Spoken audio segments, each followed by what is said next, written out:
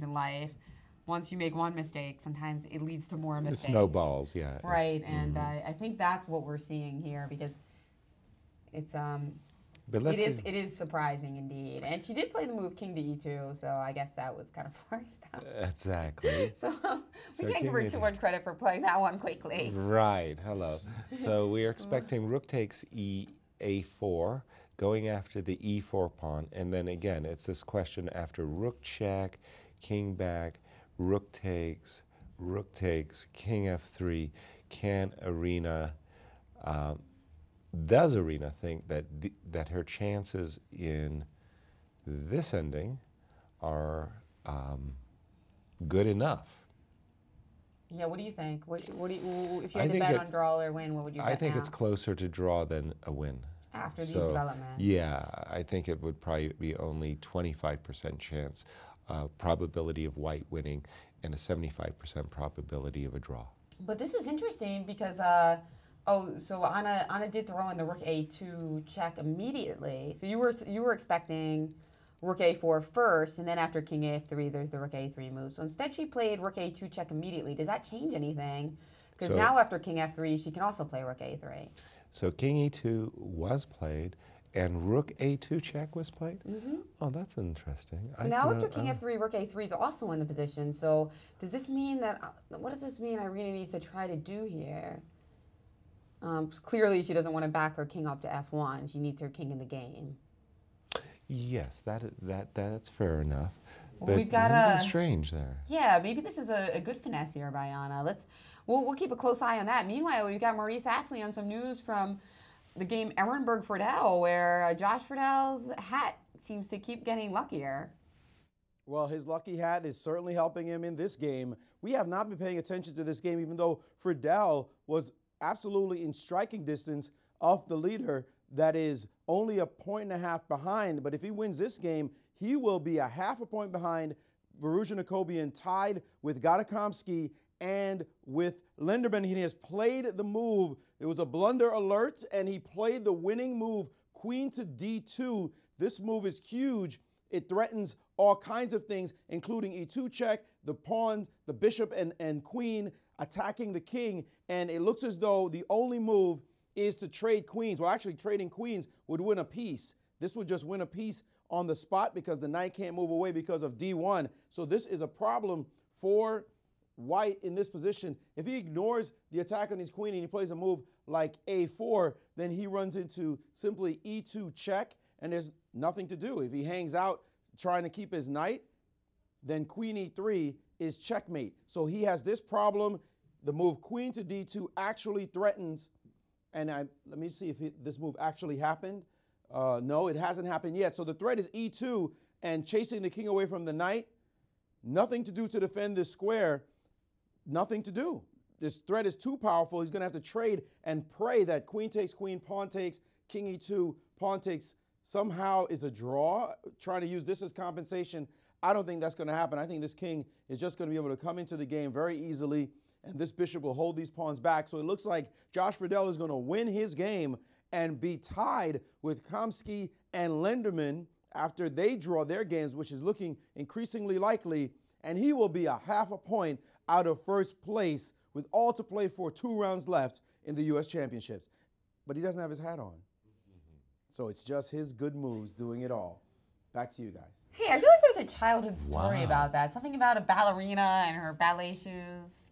Help me out here, guys. You got to know this one. I should. I've read all my fairy tales. It's one of those stories where like she has like the secret shoes and like she performs really well, and then one time she's not actually wearing the secret shoes, and she thinks she is, but she's not, and she still dances spectacularly. And then she realizes that there's no karma or superstitions or anything.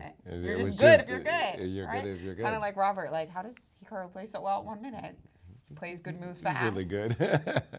Really fast. Now, if you had set me up for Cinderella, I would have been all set there, you know. You haven't heard that ballerina story? No. Yeah. Or the yellow ribbon, something like that. But anyway, so is this a good finesse by Anna? Does this make actually life easier for her? She plays rook to A3, threatening bishop to C5. Oh, and we have a result in, by the way, an official result. Kamsky-Moner was a draw. So oh, my. That means that Kamsky is still a half a point behind Varuzhin Akobian, and tomorrow with black, he's going to have to figure out a way to play for a win. And let's just see how that game did Ooh, tidy that's itself ended up. in a pretty way. We like that. Maurice, please. No, he's got a. Actually, do you want to just show the very end of this, or show the very end, because this is just really cool. So what happened? The very last move of Mac was in this position. His king was in a stalemate position. All he had to do was give up his rook, which he did. Rook takes f6, check. King takes f6. Black has no moves. Talk about playing till checkmate, right? Right. We like that. The black king can't move. A draw. Stalemate and a draw. And how about our other player who can catch up to Gata, Lenderman Naroditsky? We thought that this was headed for a draw. And we were wrong, because Naroditsky has blundered, and all Lenderman has to do is find the move right now, and the game is over. He, in this position, exposed his king.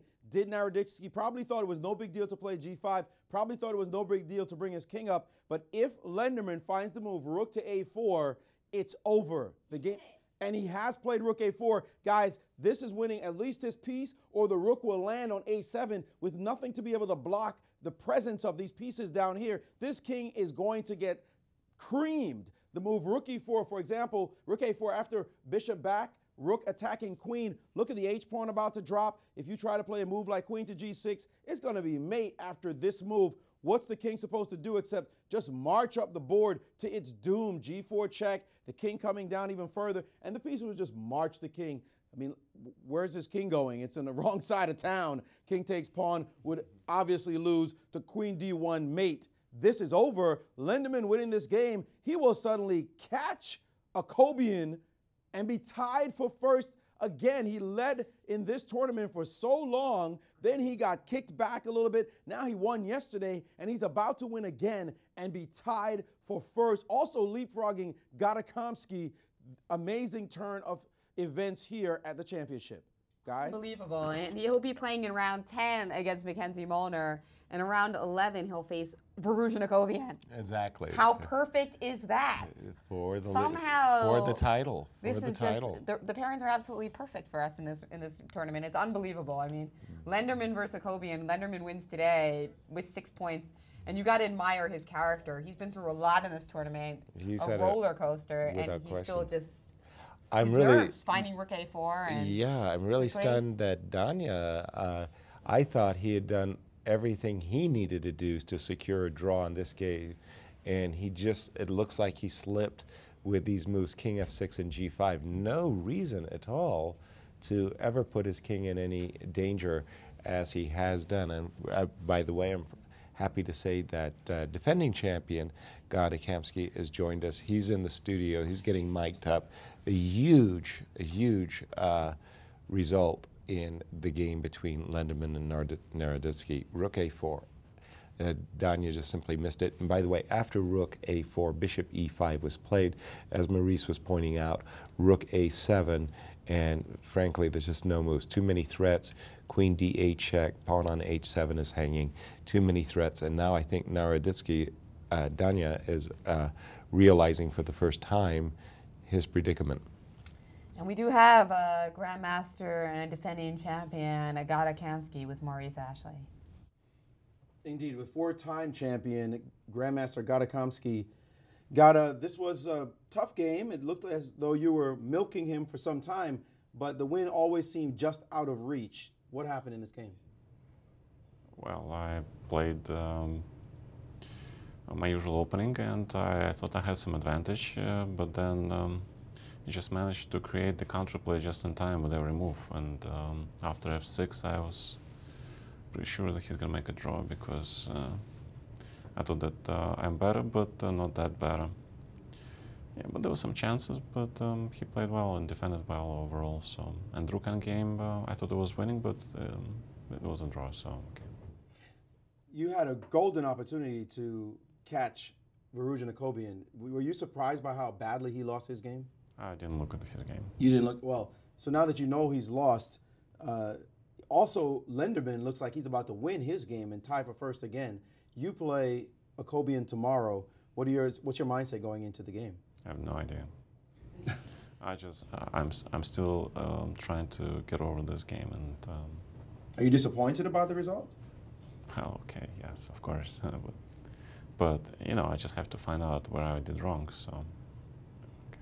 If I can jump in, I'm dying to ask. I felt very, very strongly, Gada, that you had a very clear strategical advantage out of the opening, and I thought you had the type of position that you really excel in, that you were in cruising, and throughout, that in fact you had a big advantage.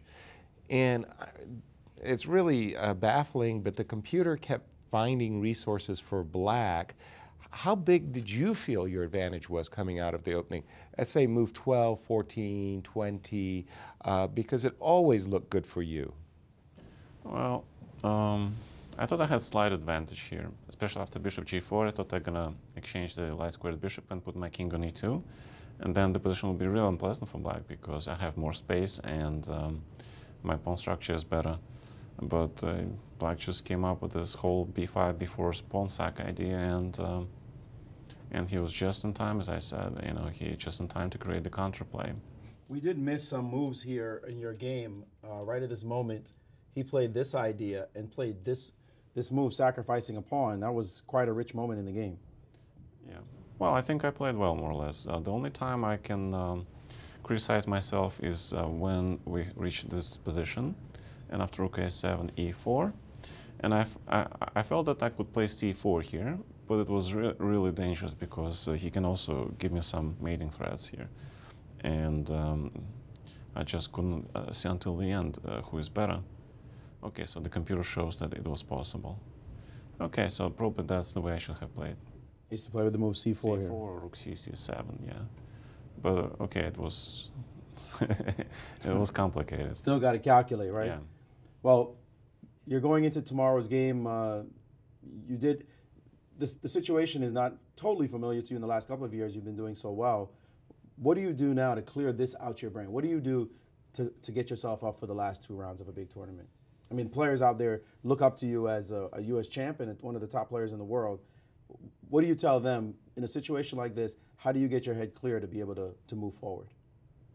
Well, you analyze your game and see where you make a mistake, and then just try to get ready for the next game. That's all you can do, and do your best as always. Well, thanks so much, and good luck in the rest of your games. All right, thank you, Maurice. 4-time champ Kamsky, half a point out of first at the moment, with a big game tomorrow against the leader, Irina. Guys? We have another big result. Josh Fidel has defeated Sergei Ehrenberg. Another win for Josh. Pulling him a half a point,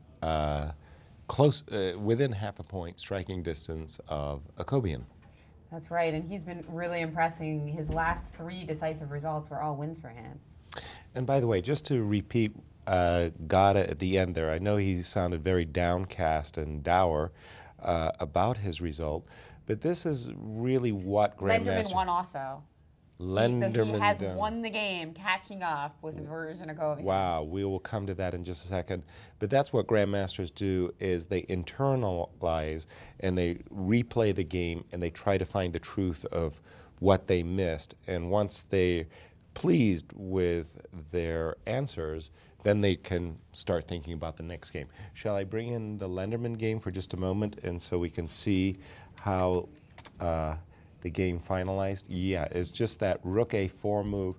That was the real clincher, an opportunity there after rook a2, rook a4, rook a7, queen e8, queen takes h7, bishop c3, queen g7 check, and that was all she wrote.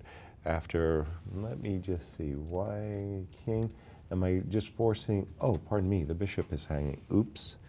Not to mention that there might be checkmates as well. G4 check, followed by rook f7 check, looks really strong there, yes. G4 check, very good point. Rook check.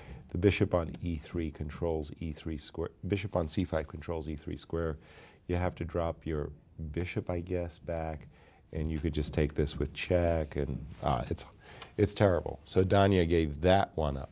Yeah, we would have liked to see that finish, but no. Rook f5 mating. Rook f5. A nice little checkmate, but Horrible. a double checkmate. Double check with a mate. It's Yeah. not really a double. You can't get 2 wins in one game. It sounds nice. Wouldn't it be nice? Wouldn't it be nice? And we've got Alexander Lender, and he's getting set up with his interview for Maurice Ashley. This kid's tournament has just been absolutely incredible. 2 losses in a row, wins, back-to-back wins in the beginning, back-to-back wins now, and now he's tied for first again with Varuja Nakovian. By the way, he's playing in the last round. I think Josh gave mate on the board.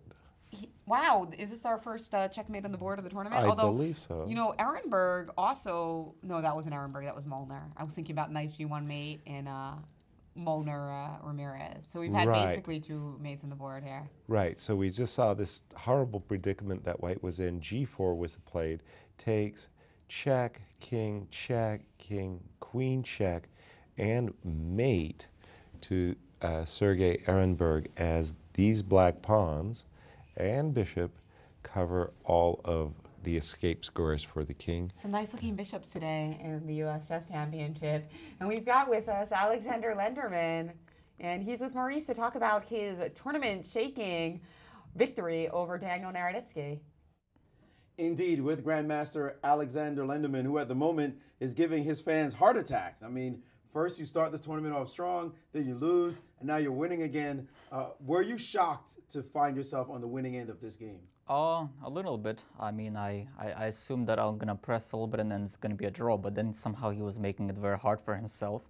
And then suddenly I saw that when his bishop got tangled up, I saw that maybe I have legitimate chances. And before you know it, he was struggling to find a move, and I guess I got very lucky.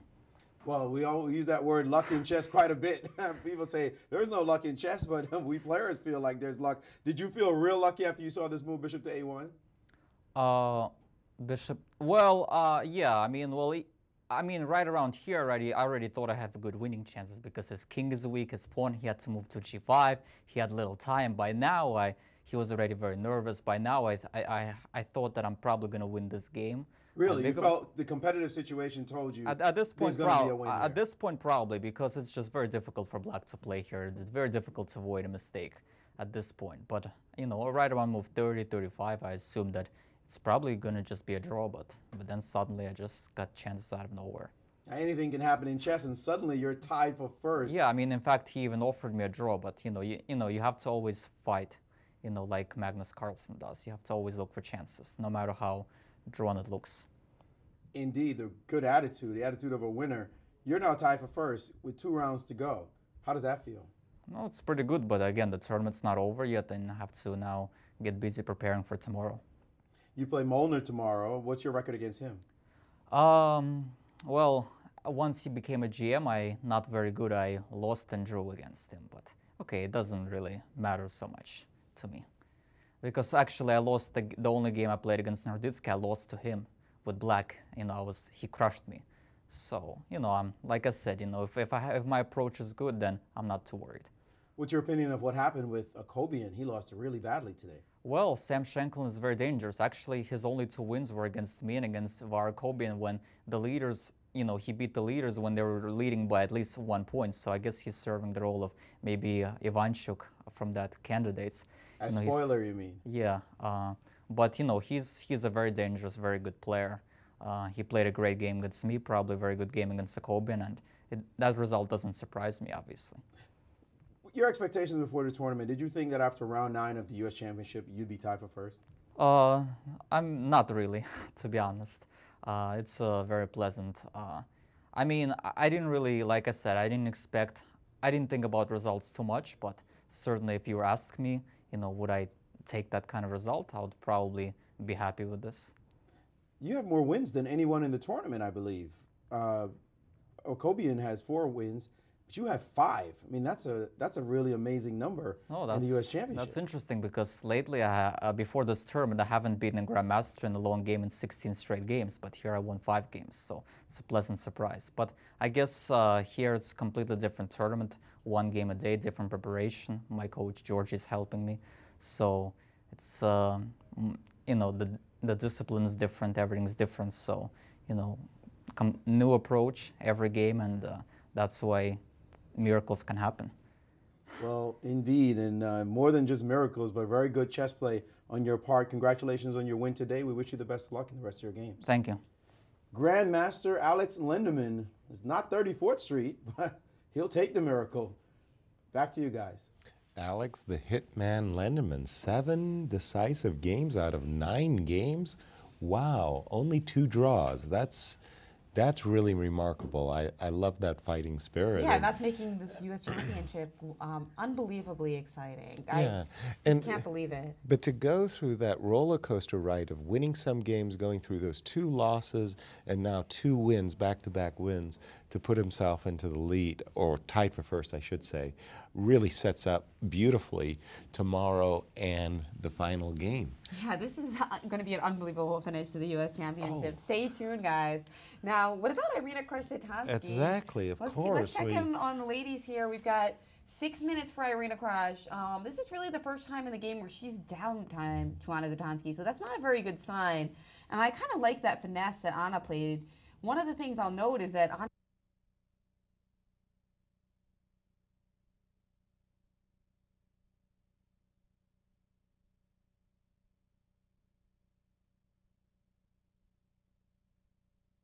Right. So it seems to me that she's made a lot of progress, and even though Irina is still up a pawn, a draw looks more likely than it did before. I couldn't agree with you more. That activity is so meaningful, and just the idea that you actually have active pieces instead of, like trying to figure out if you're suffocated or not. And in this case, good technique, I think, by Anna. A good fighting technique. We always admire that about her. I mean, even just this whole Rook A2, Rook A3 check, rather than just snapping off the pawn, can make life easier for her down the line. Right. Instead of the king being on F3, for example, on H3, is on H3. blocking the H pawn. Exactly. So kudos to her. But again, just this great veteran, wily, experienced player, understanding that, a window cracked open. She got her pieces out. She jettisoned a pawn for active play. And now she's really put herself in a position where these 2 connected passed pawns versus this 1 pawn in the center. Her pawn on E5, by the way, is a little bit more advanced. That's not really the issue. The issue is, can Irina do something to make her pawns threatening by putting them on H4, H5, and so on. At the moment, her pieces are a bit jammed up on the king's side. This is not looking good for Irina winning. And that's why she's getting into time pressure for the first time in the game, because she doesn't have a clear path. She's got 4 minutes. Her opponent has 11 and a half. I think it's way too early to call this game. I mean, she could definitely still win, but it's not looking pretty, especially with the time situation.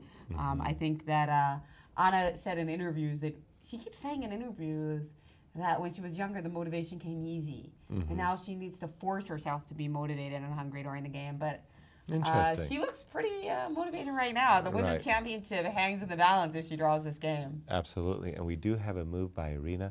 Somehow I was expecting Irina to play Rook H6 check just to make the king commit itself to D5. She went Rook H8. Perhaps figuring that the king on D5 was perfectly happy. Yeah, but, like if you got connected passed pawns on the king side, you don't want your opponent's, the defending king, too close to them. It's really hard to push connected passed pawns against a king. King can be a great blockader, in fact. So, any case, we're in this situation.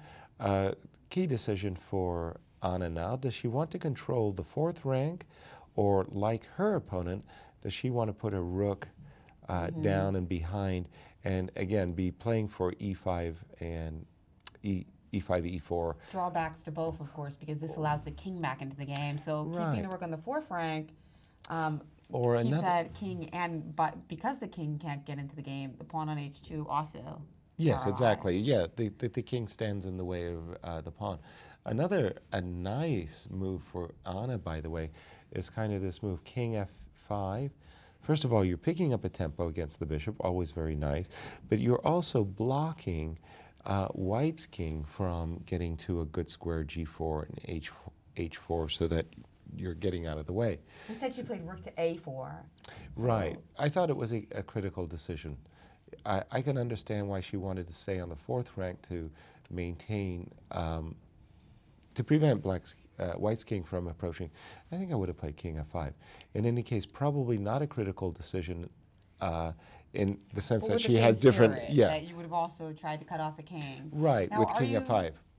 So because your rook is cutting off the king, are you planning on playing E4 at some point? Oh, absolutely. It's not only that you want to play e4 because, hey, passed pawns must be pushed. Let's be clear. This bishop on d6 at the moment, well, you know, the pawn on e5, it's in the way of the bishop. You play the move e5, e4, and notice very importantly that when white ever gets her h pawn going, that the bishop can go to the e5 square, and once a bishop gets on the e5, you're going to control the promotion square, so the bishop is activated. So e5, You're really e4. rooting for this this rook and bishop versus rook game. I'd like to see it. I think Irina would be happy to get that from this position, don't you? I'm sure she would. Yeah, because I even mean, though it's a drawn ending, Yeah. the defense has to play well. Right, whereas it's possible that she will get even less from this. So I think if she was offered that right now, she'd take it. Okay. Yeah, I do too. Yeah. But yeah, so rook to a4, and now what you were saying also about the bishop activity is also just in concrete way, that if white tries to play g4, rook a3 check, and it would be hard to hold on to that pawn on h2. So that's another factor. Right, something like this that, again, once that pawn gets to e4, the bishop is activated and you're attacking the pawn on h2. Yeah. So Irina is... Anna's doing what she needed to do, which was trade, keep her pieces active, try to take as many pawns off the board as possible, and run out of material, so to speak. It's funny, and Irina just played a move rook to h4. Wow, so that's a very strange decision. So rook to h5, pardon me. So rook h8 was played, right? Rook a4 was played. Hold on. I'm sorry. Rook a4 was played. Now rook h4. So even though it's a loss of a tempo, she's just hoping to offer Anna an opportunity to make a mistake. But how can e5, e4 be a mistake? I mean, no, rook takes h4. She's offering her that opportunity. Oh, I see. Sorry. Okay. Offering an opportunity to go into a bishop ending, which might very well be lost.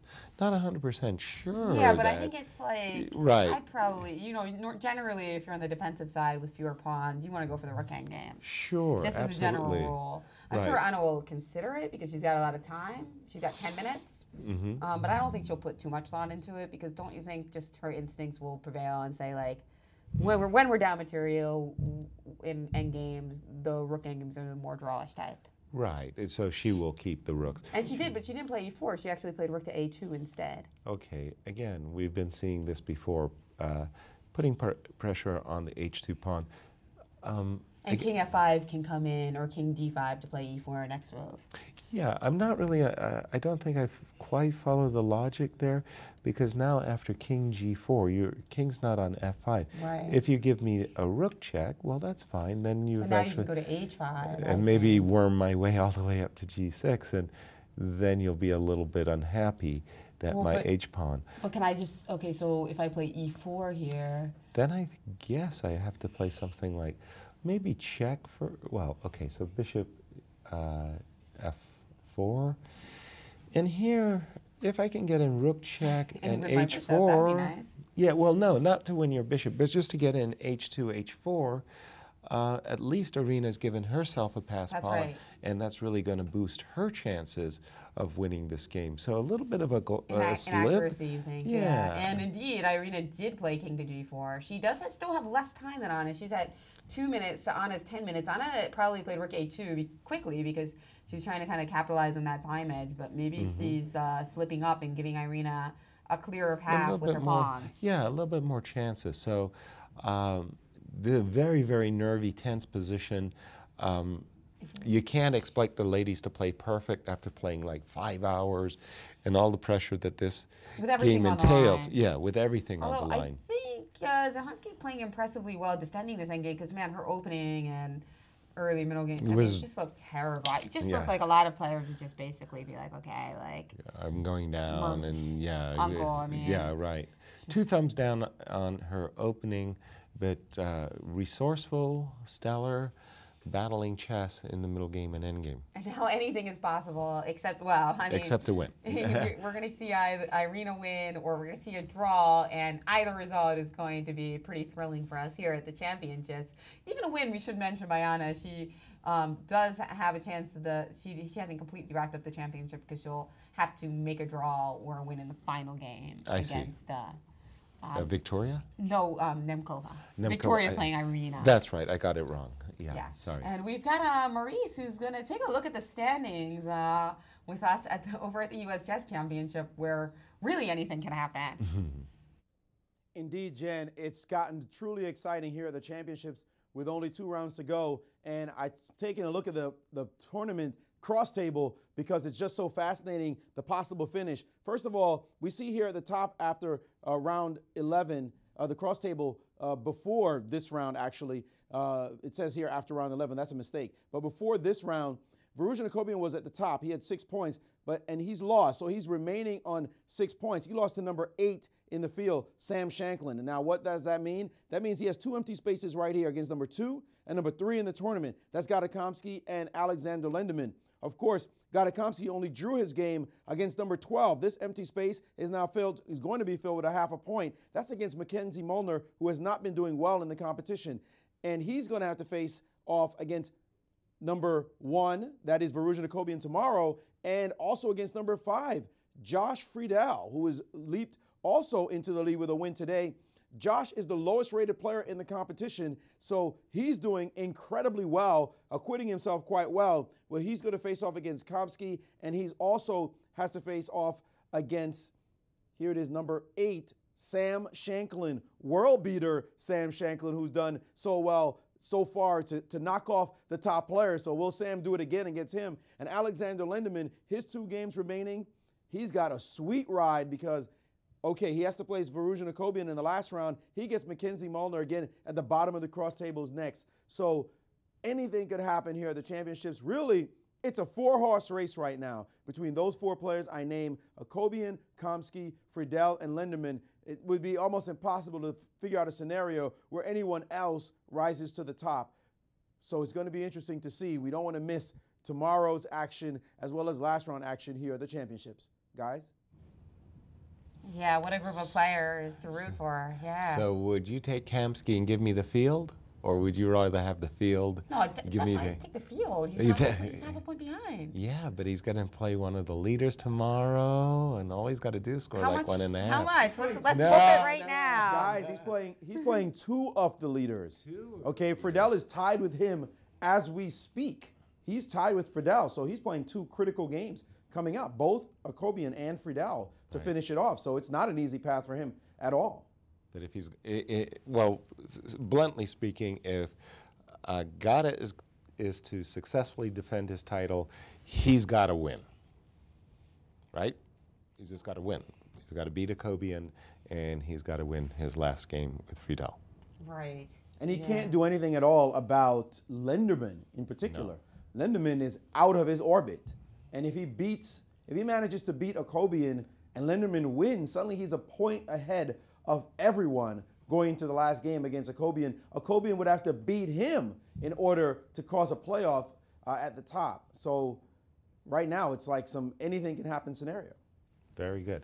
And do we have an update on our ladies championship game? No, Anna's actually using a lot of time after the move King G4. I'm sure she wished she had used it on a move 53 instead, as we can see in the webcam. It looks like both of these players are going to get under 3 minutes, and they're going to stay there for the rest of the game. And whether this is a draw or a win for Irina is going to be determined by nerves. And we're going to be with you with it for the whole time. So don't go away. The U.S. Women's Chess Championship is going to be possibly decided right now, unless it's a draw. Unless it's a win for Irina, in which case, very likely chance of a playoff. Exactly. Hanging in the balance, and a move has been played. She did play king to d5, so she wants to get e4 in. She probably wished that she had played at the move before, like you suggested, Yaz, but she's determined to play e4 and get some counterplay here. Now, I'm just a little bit, I'm trying to guess and get into the minds of the players. I'm supposing that she didn't like to play the move e5, e4 at once, probably the move bishop to f4 kind of dissuaded her. Right, that's what you were saying, right? Right. And instead, Irina played pretty quickly now. She doesn't want to get down too low on time. So She saw that resulted in some major issues in past games, so she played rook to h8, probably having prepared this before Anna even made her move. Okay, so king d5, rook h8 has played. For under 5 minutes for Anna and about 2 for Irina. Wow. But they're just going to, you know what always happens in these situations? It always seems that the player with more time ends up equalizing at some point, right? Right. And they just get down to the same. Okay, She's so a player with more time, but she has the worst position, right? Exactly. And it's not like an easy position. That H pawn looks very fast and is moving very fast. That's just H4, H5, H6. Whoa, right? It's almost a queen. That's why Black needs to start getting on with it with E4. yeah, h4 is very menacing. So okay, e4, get that guy going. h4, not waiting for a second chance, as Maurice said, just pass pawns and pushing them fast. If you go after the g3 pawn, you play a move like rook. I do have this move bishop f4, blocking the attack against g3. And again, I'm playing for a rook ending where I'm hoping these two pawns will be more than sufficient for the single black pass pawn in the position. I think Anna's looking at that position, Yaz, and wondering whether or not she's not just lost. Exactly. Even if it looks maybe that she has counterplay with the e-pawn, but bishop f4 shuts it all down with threats against her bishop, and it might be her only counterplay, and it's not going anywhere. I think that she's really worried about that, and that's going to cause her time to tick away. Tick away, yeah, absolutely. So after e4, let's say, oh, pardon me, h4. Let me just toss in something. I mean, if this pawn is going to be meaningful. Well, instead, Anna actually threw in a check with rook to a4 check, but Oh my. I'm not sure about all these checks anymore. What That happens? looks like a bad move. Yeah, what happens if the king now enters the fray with king to f5? This is not the position. Oh, the sorry, rook is on king h8. d5. Yaz. Oh, I beg your pardon. That's after king g4, king d5. And now after rook h8 check, Anna just played the check. Rook to a4 check, and Irina has played king f5, and hasn't this just been a little bit of a waste of time here for Anna? She's going to have to move her rook my. back and check the king away, I believe. Oh my. That's No, a that. massive improvement for white to be able to put the Right. king on f5. After all that work she put in earlier to try to keep the king at bay, she's reversed it. Well, again, With there was a moment ago the white king was kind of rather stuck on h3, and Anna had the chance to stick her king on f5, and a real reversal because now it's white's king that is holding trump. I mean, Indeed, Black has played rook a2. She's trying to reverse her decision and get in rook f2 check without playing e4, so that bishop f4 is not in the menu. But that king now can go to g6, and it's getting closer to the queening square. well, just Point out, by the giving. way, Yaz, that Yeah. the computer hates the last two moves for black and thinks that this has just helped white tremendously. That it's almost a piece loss coming up. h4 is very strong, and there it goes on the board. h4 has been played. She's finding the Sure. move very confident from the last moves for black. So Anna's slipping very badly in the 5th hour. She had played very well to get herself back in contention in this game, closing in on the draw. But now, Irina surging ahead after these last 2-3 moves by Anna did not help her cause. And easy to play these moves quickly, too. For Irina, I mean, absolutely. yes, she only has 2 minutes, but also these moves are not, like, the first move she looks at is often going to be just a move that she plays, right? Exactly.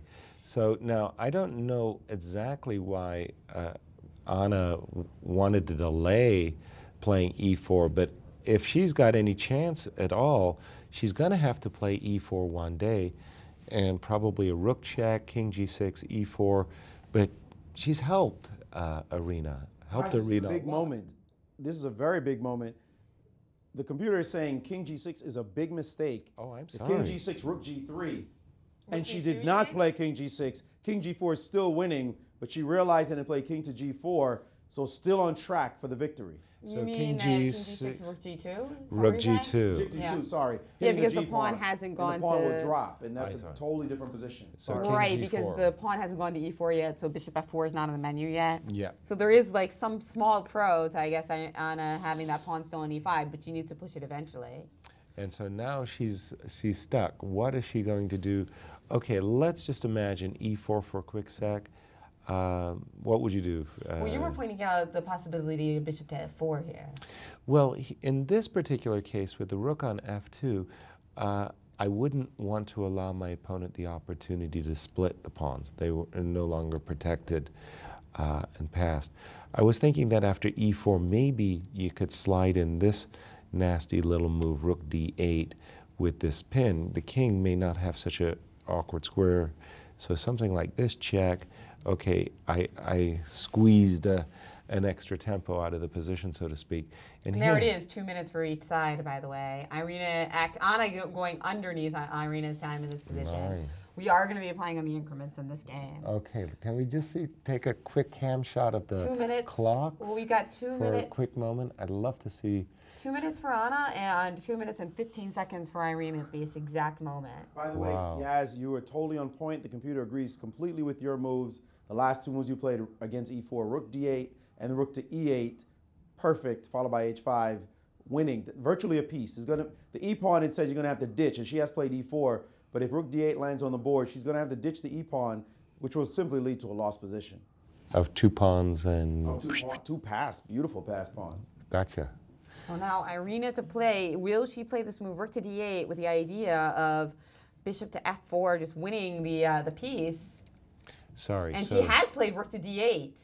She found it. Finding all the moves. So e4 and... a quick king e6 by Anna.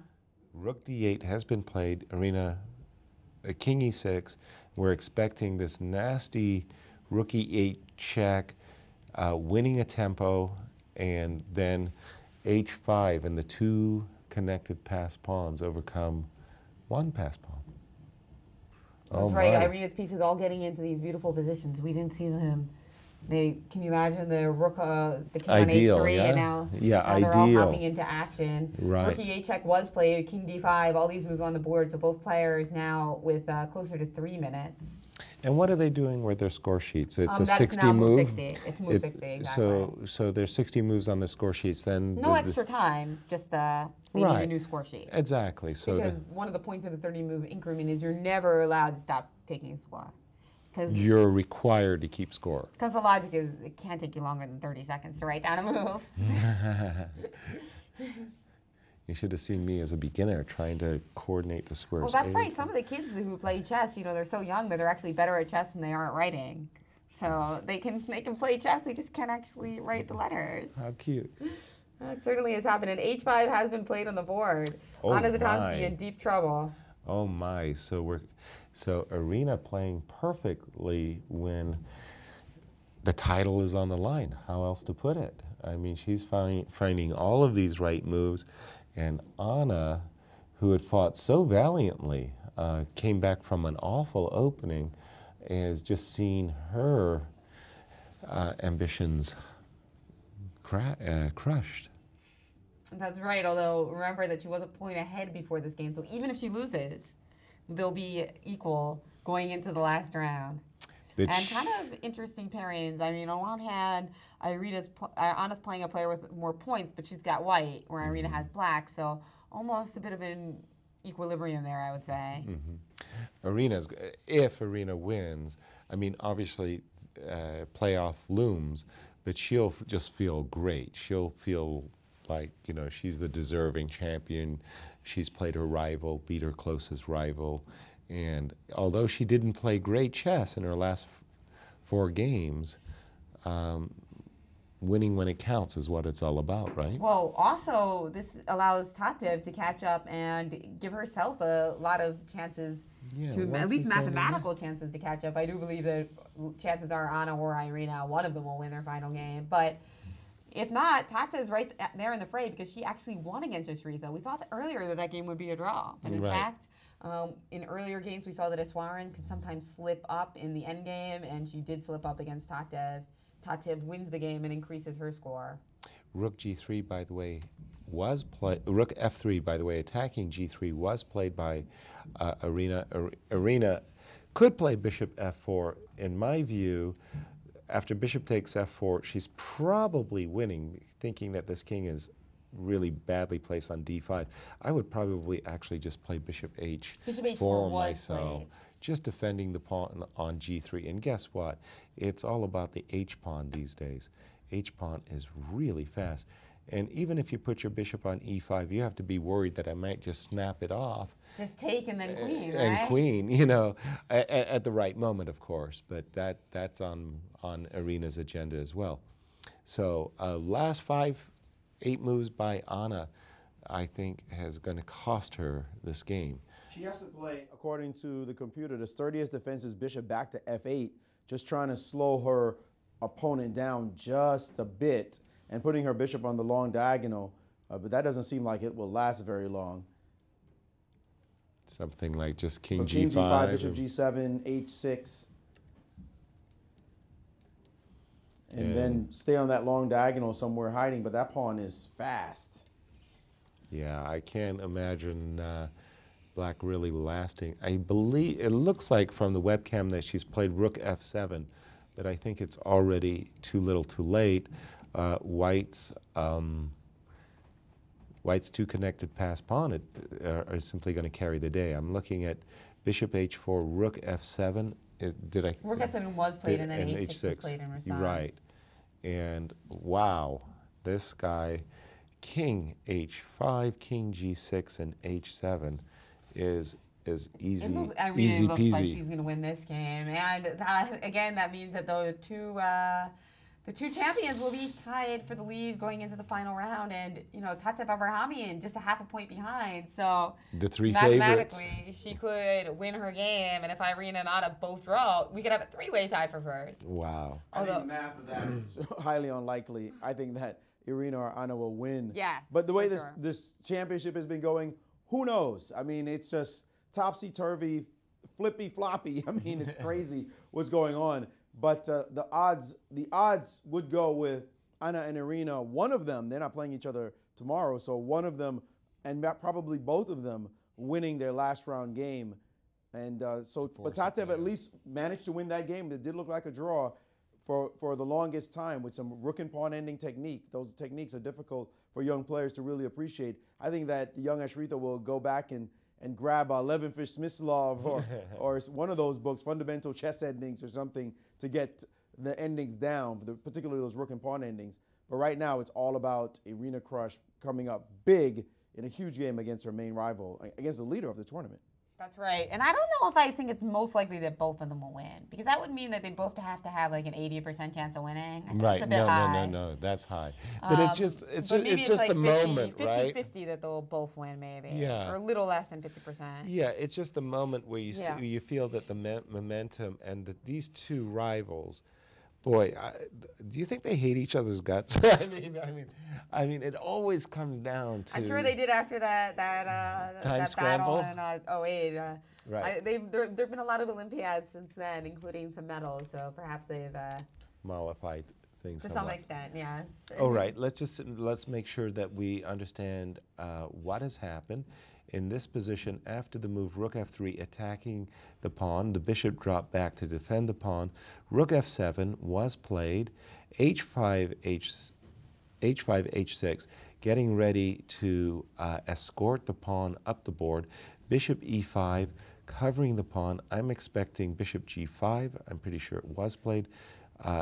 Defending against the advance e3. And do we have any more moves at this point? And what's the time situation? Sorry, Jen, I know you're doing the... Zatonski has 35 seconds left for Anna Zatonski. And Irina has 2:16. And just about every move wins for white. The move king d4 was played here, yes. King to d4. Yeah, okay. And really, she's winning in many lines, but the simplest is probably bishop f4, getting rid of the bishop. Bishop f4 now, getting rid of this bishop. You don't want to trade it because it just becomes easy to queen these pawns. And the move bishop to f6 runs into simply king h5. This king is going to be on g6 any second. Right. The game's over. It's just, the king is a powerful piece when it's not getting checkmated, and in the ending, the king can really overwhelm rooks, bishops, and in this case, king g6, as we see. it helps to have two connected passed pawns too, though. Yes. Yes. Let's hear it for those passed pawns. Yay. This just looks like bust, and Irina trying to work it out. I hope she doesn't do one of those random thingies where she lets her clock tick all the way down and move with only 2 seconds left, she could blow this game. I don't think so. I think she seems like so in control the way that she's been playing. She just played the move bishop to e3 check. Bishop e3 check. Okay, so she's trying to get a pure ending of 2 connected passed pawns versus 1, and I think she's succeeded. King takes e3, rook takes e5, I believe, have been played. Yes, these moves are on the board now. Okay. Now, the question, has she calculated accurately that after king d4, rook e8, e3, her passed pawns will carry the day? And I believe she has. Well, yeah, she just sees that the passive rook on f7 and the king coming to g6 is impossible to meet. Yeah, that seems fair enough. Yes, I think that in this position, her moves are too easy to find for time pressure to be an issue. Yeah, I agree with that too. You notice that she's not getting down even to 10 seconds. She's always making her move. With 30 seconds, 50, very controlled. Yeah, very good. I mean, I complained to her. I'd just beat her up if I were second. That, you know, she'd give her second a heart attack by going down to 1 and 2 seconds. King h5 on the board, e3 in response by Anna. Oops. So king d4, was rook e8 played, I'm sorry? And then was it e3? Just help me out because I... Okay. Yeah, we've got after e3, g4 has been played. She didn't go king d4, she went king d3, and then king g4. Okay, just a second, I'm sorry. I just want to make sure I've got the... Okay, check, takes, king d3, not king d4. King h5, very good. And we're here, e3 has been played, you said? And I'm guessing either g4 or king g6. G4 was played. Yeah, I would just say, okay, let's get this guy going. e2 has been played, it looks like to me, from the monitor. And g5, just push this pawn forward. Whoa, let's just check this out. Pardon me, Maurice, has g5 been played? G5, no, not yet. Okay. Not as yet. Okay. After G4, E2, yeah, and Irina has over 2 minutes, well, over 1.5 minutes in her clock, and now she's thinking. Okay, so what she's thinking about is, first of all, there's this one nasty little trick that she can't fall for. She can't be too fast with her g-pawn because of this rook check, right? You force the rook. Yeah, okay, and black would queen and likely make a draw. Yeah, let's analyze that endgame. No, thank you. that one looks a little tricky. Yeah, I don't want to go there. Okay, but, so e2. But that is a trap worth playing for, I think. Right. Very smart move. And she did play g5. She did play g5, and I think it's smart for Anna to keep playing. I don't think she should resign with her opponent with less than 2 minutes. The only problem is, after she played e2, she was... well, I guess she wasn't threatening rook to f5 yet, but the potential is sitting in the position. So Irina probably spotted it as a tactic and will avoid this g6 move. But that would be incredible if that happened and suddenly she was back in the game. But it's just, there's no reason to even come close to that happening. King g6, for example, looks simple enough. And instead, Anna's played the move rook to a7, so she didn't even play rook to f1. But that also has a similar idea, though, that rook a5 is also a trick in the case of g6. So Anna really playing for her last trick in this position, and we imagine that instead Irina will just start pushing her king up the board. Well, actually, right here, she can just take the pawn on e2 and push her past pawn. That's a good point, yeah. And there'll be no more counterplay ever. Game over. Yeah, this would be resignable. Nice. That makes... that would be the professional choice to take. And I think Irina's going to do it. I think she's looking. I think she's looking intently at the board. I think she is trying to find the most practical choice here. This game has been a toll on her nerves because it looked like she was really on top, and then perhaps she wasn't getting enough, and her time got really low. And she didn't play that, but she played rook to e8. Of course, that move is always going to be in the air, though, right? Like, so she can play a next move, too, right? So rook a... So she didn't want to play g6 and allow this cheapo rook a5. Exactly. So she played rook e8. And look at this. What about Rook A8 here? that would be a cute one. Rook A8. And actually, why can't you? You almost kind of- force the rook to take the pawn. Which is winning. You almost force like no other move. You'd have. Right. This would be the problem with Rook A8 because I could just keep chasing this rook. This is kind of hilarious that you could have a situation like this where the black rook chases white's rook so often. White is forced to capture the pawn, but unfortunately when she does, it's winning. It's winning. It's like, oh no. Thanks for I hate making that. me win. Yeah, thanks for forcing me to find the winning variation. But that would be ironic as well. But my goodness, I mean, wow. That's always, in the history of chess, that's always been the thing that separated champions from contenders, is their extraordinary ability to win the decisive game. And today, Irina, putting it all together. And Rook A8 was played. Rook A8. And now we really think Irina's going to play Rook takes E2. I know. How cute. Isn't that funny? So in this situation, I'll just go back. Oh, And Anna knows. I mean, she knows that she's lost here and that Right. Rook E2 is in the position. But if she's still playing, why not? Exactly. So what we're looking at, everybody, is rook takes, king takes, pawn 8 to h7. The black king is woefully too slow because these two pawns are going to make a queen and cost black her rook as well Irina's as down to 15 seconds now. Hopefully she's aware of the clock. She is. She's just about to make a move. And she's taken the pawn on E2 after all. And after king takes E2, she's not going to need a minute on the clock to win this. No, we're at the variation that we just looked at, and she's reaching for those for the king H7. side. How sweet it is to make a, well, there is, okay, here's one. How's this? Let's imagine that we get this position, okay? And I give you a check from behind, and we get here, and I play here. Quickly, Jennifer, would you play G7? Ah, you think we're going to get this position? Queen versus rook. Yeah. Quickly, tick, tick, tick, tick, tick. 10 seconds. You're playing G7 or not? We don't have to play G7 though, right? We can just play king to F6. Right. But I'm just saying that in chess, we know that the queen versus rook ending is a win for the queen. But we also know that the computer has discovered extraordinary possibilities for the defense that we humans had never considered.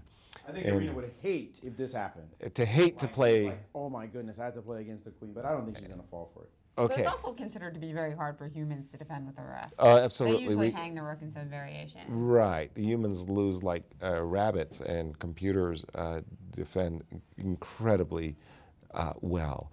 So just again, Anna Zatonsky, to exhaust all the resources she has in the position, she's won Irina's rook, but now after the move h7, she has to find... Actually, isn't the ending forced here? Well, you don't have to play g6. You can play king g6 or king h6, and then I think it's... But she just played king f3. Let's back up a second. She just sorry. played the move king f3. Okay, let me just get the current position, Maurice, so she's played king f3. Right, and now g6. I don't know if g6 was played. I believe g6 it was is. played. Yes. And now king f4. But then g7. And then check. Check.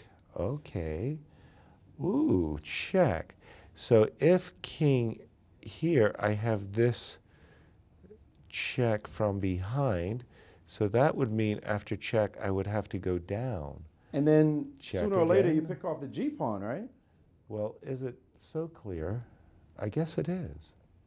I guess you can Yeah, get queen and rook. It's gonna be queen and rook. It's queen- lost, It's lost. but But again, you got to go with it. Yeah. wait a minute. She checked it. Why did she black checked? Oh no! In this position, black played with the pawn still here. Black played check. Not the move Oh king no, f4. that's bad. And now after king h6, she no longer has that She opportunity. no longer has anything. Well, we saw a lot of examples in this game of I'm sorry, everybody. Do I have the position right? Yeah, Rook no, check? she played king f. King Yeah, h6 you have it now, right. king That's to the g4. position. and then and now it's over. She played King G4, and Irina's reached for her queen. Yeah, King she's just G4, about to and all she has to do is queen, and it's just easy. make a queen. Yeah. She loses her queen, but then the G pawn. She had one last chance, and she blew it. And she blew it. And there's the queen, and that's going to be resigns. Yes, indeed, we are going to see a handshake right now. Wow. She had that last chance to go for the queen versus rook ending and make her battle, but She was also down missed to it. her increments pretty much, though. Okay. So, and you notice, like, when people get down to the increments, she plays a lot of checks when you don't have a lot of time. You know, it's right. like, You it's think, instinctual. give me my 30 seconds. I need it. Well, honestly, I think she just thought she was totally lost. I also. do. That's I the do other too. thing. So she was, even though she was looking for fighting chances up to that point, And the there we have handshake is there. Irina Krush catching up with Anna Zatansky. Now they both have 6 out of 8 Right. in the U.S. Women's Chess Championship. Weren't you telling me that 7 out of 9 was going to win the tournament? Either it was going to win the tournament or there would be a It'd be a playoff. playoff. Yeah, Well, I think. you called it. I think we've got like I'd say 5% chance of a 3-way playoff, 45% somebody wins clear, 50% 2-way guys, playoff. the players didn't even say anything to each other after No, the game they was shook over. hands. They were shook very, hands. That's very all that happened. I polite. understand. They did the professional thing, but there was Right. no maybe post-mortem. What do you think about this? yeah. Where was this went wrong? Whatever. They said nothing at all. You could see Anna is just totally disgusted and got up and just left. Yeah. No, these two aren't going shoe shopping together. Shoe shopping or post-mortem. Yeah. Or singing look at Kumbaya. Froyo. Look at There's Irina. no- She's delighted, there's no froyo, looking there's- extremely relaxed after a big victory from the 5-time champion. There's no biking in Forest Park together on the rest day or getting massages together at the Chase Hotel Park Plaza. No Janzuna Sumas. We are one family. No. But what we do have is Irina Krush winning when it was absolutely necessary. And that has always been, historically, will always be the mark of a champion. That's right, and of course, she's had a lot of playoffs against Anna Zatansky. In one of them, she won, actually, as she was losing in the critical position, and Anna actually blundered. Right. So Anna's got some bad memories to deal with as well in terms of their Exactly. playoff. If they make a playoff, I still think Right. it's only about 50-50. No, I think well- that, like, half the time, one of them, I mean, their opponents in the last round might fight to a draw and decide the championship clear in round 9. Right. Now, remember, tomorrow we have a day off for the women. Oh, that's right. Sorry. Gosh. So the women get a rest tomorrow, which is probably good for Very Anna. nice. She might not see it that way because she has to kind of like think about this game now, but she'll get a chance to rest and try to prep for her final game. Absolutely. And bring the women's championship back into her title. But we will and have we do the have the men's. U.S. Chess Championship standings, and we are going to have that tomorrow, as well as we mentioned earlier, we're going to have a very special guest. Gary Kasparov is going to be joining us tomorrow, and we'll get his thoughts on the excitement in the U.S. Chess Championship. We've got Akobian and Lenderman leading the tournament with 6 points. And Irina Krush is excited about that, probably too engrossed in her own game to notice, but Lenderman, of course, is her friend, and they share a coach. Right, together and take walks together. So they have a nice conversation this evening with one another, congratulating one another on their leadership. More likely that we'll see Lenderman and Krush biking together in Forest Park than Krush and Zatansky. Sure. And here she is, Irina Krush. We are just about to interview her. We got her with Maurice Ashley, but here are the standings. Anna Zatansky still tied for the lead. Is this familiar? This is Yes. exactly the same thing that's happening in the championship. Exactly. Akobian, a very disappointing loss, but still tied for the lead. We've got the exact same thing in the women's. Zatansky and Krush tied for the lead, and look at that. We have Tatev Abrahami, and there's a slim chance there for there to be a 3-way tie for first, or if Krush or Zatansky stumbles, maybe she even can get a heads-up match in the final round. Right. So there's still a lot of excitement to be had in the U.S. Women's Chess Championship. Final rounds are going to be on Monday. But first, interview with Irina Krush, who's with Maurice Ashley. With Grandmaster Irina Krush after winning a big game. First of all, congratulations on your game. Thank you, Maurice. What were your thoughts going into this contest? You have played her so many times. You guys have one of the greatest rivalries in the history of the championships. Just this morning, what were your thoughts just before the game? Well, yeah, let's say it wasn't such an easy day for me. Obviously, the last couple of rounds, I would say. I mean, the game with Tatev was fine, but after that last couple of rounds, it was like I was in a script that someone else had written for me, some kind of nightmare script, and I just couldn't understand like what I was doing in it, you know. And you know, I hadn't been feeling so well the last few days, and actually it didn't really get that much better today. But I mean, I knew this is my last chance to do anything in the tournament, so so I just thought, you know, I have to do my maximum for all of the people who root for me, people, you know, my coach who helps me prepare. I'm sure my father is, you know, keeping track of my games, and for all those people, you know, you have to do your best. So you play this line against her. Did you catch her in something that you had prepared, or do you think you caught her by surprise? Because you got very nice advantage right out of the opening. Yeah, well, you know, it's not that I could have expected this, what happened on the board to happen, the sequence of moves that led to this endgame. I mean, Anna had never chosen that c5, knight c6 move order before. So, you know, I knew a little bit there, maybe a little bit more than Anna because she hadn't played that line before. But yeah, I agree with you that I got a very comfortable endgame advantage coming right out of the opening. So even though it seemed like, okay, well, there's the endgame, so maybe there's less risk for black, actually, it's the kind of endgame, I don't know how the computer evaluates it. I was thinking at least like 0.5 for white around, let's take a look. Let's say this position right here, I would, okay, even higher. I said at least 0.5, yeah.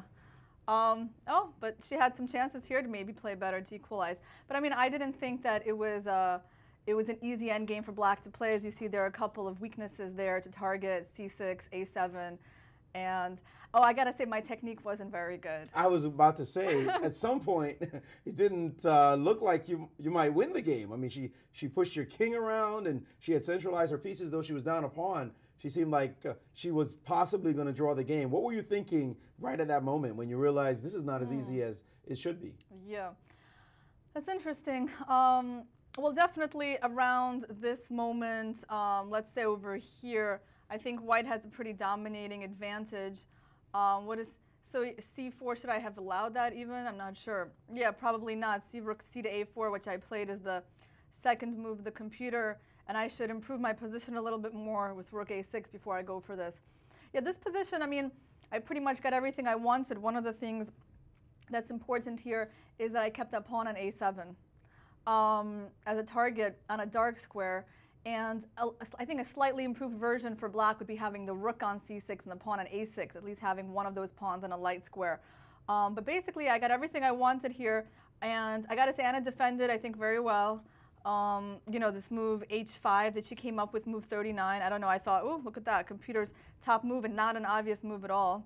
Okay, but it's a very good idea. And yeah, when we got to this position, let's say around here and here and here, yeah, let's say I wasn't feeling like this was going to be very easy. I thought, of course, white has chances, but and I think what I did was kind of like a little bit tricky with the king on g4 coming out, the rook a little bit awkwardly placed on h4 for the time being. You still didn't answer the question. Yeah. I mean, what were you feeling? What was I feeling? Did you feel like you had, you were screwing this up and this was about to be a draw and your chances were flying away? I wasn't that pessimistic. I mean, my coach had told me that today I should prepare to play the longest game of my life. So that was one thing that was on my mind. Like, that was a normal scenario that we're in this long end game. The other thing that I was thinking is that, you know, with little time, in these types of, you know, significant endgame advantages, I've blown so many positions. Maybe a little bit, I get a little bit careless, can't calculate as well with a little time left. So that was actually the foremost thought in my mind, that I should not relax and really just, you know, don't do anything catastrophic to my position. That was in my mind, you know, because I didn't want it to be one of those things where I make it very easy for black to draw. I mean, yes, maybe she can draw this, but I didn't want it to be due to my, like, you know, poor play. So. You're coached by Kakishvili, Grandmaster Georgi Kakishvili. Kakishvili. I'm sure I'll never get that right. A little practice. But he also coaches Alex Lenderman. Yep. Both of you doing well at the top. You give a lot of credit to him as a coach. Yeah, absolutely. And yes, he's a great coach. So the fact that you know, that I manage, I wouldn't say I'm doing well, but it's obviously, you know, not because of my coach's you know, help. It's because of my own poor play. But I think the fact that, you know, I won today, the fact that Alex has, you know, gotten back on track, yeah, I think a lot of credit is due to our coach.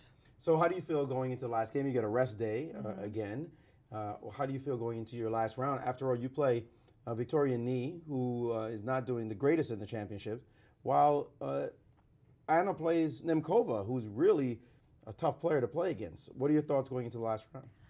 You know, obviously, in a must-win situation, we actually had that 2 years ago. Anna and I both had 6 out of 8, and we needed to win our last rounds, and we did, and we had a playoff. So obviously, the goal is to win, and I feel amazing. Yeah, I'm so happy, you know, because I did what I needed to do today, and I get a rest day, finally, maybe to nurse myself back to like 100%. So, yeah, I'm very happy. Well, congratulations on winning your game, and take advantage of the rest day. And we look forward to seeing you battle for the championship in the last round. Thank you, Maurice. You know, Carol, every time the women get a rest day, Carol says before the round, Carol Jarecki, the arbiter, how the women get 3 rest days, the men get only 1, the poor guys, you know. But I gotta say, I'm very happy about that. And every single Sunday of this tournament has been a rest day for the women. And tomorrow, by the way, is the day of Saint Irene. It's the, my Saint's Day. So that's a wonderful yeah, thing to look forward to. Well, hopefully you'll be blessed in the last round. Thank you so much for joining us. Thank you, Maurice. Grandmaster Irina Krush, after a huge victory, to say the least, against her main rival, setting up a classic finals here in the Women's Championships. Guys? I really can't believe it. I mean, Irina Krush said that it felt like a script that was scripted as a nightmare. But for us, it feels like in this round-robin tournament, which doesn't always lead to climactic finishes, it's been scripted to absolutely maximize the drama. True. In both championships. And I like her message. Don't worry, be happy. Right? 4 possible winners in the U.S. Championship. Marvelous. 3 in the women's, but really mostly 2. Very outside chance, but 2 in the championship, 4 in the championship, 2 in the women's, and lots of exciting head-to-head battles in the final rounds as well. Maurice, what's your take on what's going to happen in these last couple rounds? Indeed, Jen, I agree. It was scripted for us. It couldn't get any better than this. Not only are these 4 players on the men's side fighting for the championship, they have to fight against each other mainly. I mean, they're playing against each other. We got a Kobian facing Kamsky tomorrow. You got eventually Kamsky facing Fidel. Lenderman will have to play a Kobian. Shanklin is a wild card and all that. He could upset the apple cart. Just a thrilling situation on their side. And on the women's side, as Irina said, it's a must-win situation. Both of them are going to go for it. And they are favored to win those matchups. And if they do, then you get a playoffs on the women's side, and it could very likely end in the playoffs on the men's side as well. So it looks like we're not going to get any rest. Let's just say that. There's no rest for the commentators, but it's a great problem to have because it's been such a thrilling championship. Indeed, it's been very exciting. We're used to excitement here in St. Louis, but this might be the most exciting here yet. So you are going to want to tune in tomorrow, Sunday. Don't forget, we've got Gary Kasparov calling in. You're not going to want to miss that. Not to mention all the exciting games that we have here at the U.S. Chess Championship. U.S. Women's Chess Championship is going to conclude on Monday, so set both days aside, please. You don't want to miss any of this. And this is Jennifer Shahade, and I'm with Grandmasters Yasser Seirawan and Maurice Ashley, and we invite you back tomorrow for more action packed here at the St. Louis Chess Club, the capital of chess in America. My pleasure.